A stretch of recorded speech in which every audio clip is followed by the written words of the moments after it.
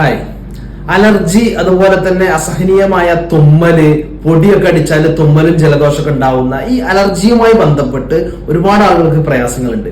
ഈ അലർജിയുള്ള ആളുകൾക്ക് ഇത് അലർജി ആണോ എന്ന് മനസ്സിലാക്കാൻ വേണ്ടിയുള്ള പ്രധാനമായിട്ട് ഡോക്ടേഴ്സ് എഴുതി കൊടുക്കുന്ന, നമ്മൾ നിർബന്ധമായിട്ടും ടെസ്റ്റ് ചെയ്യേണ്ട 2 ടെസ്റ്റുകളാണ്.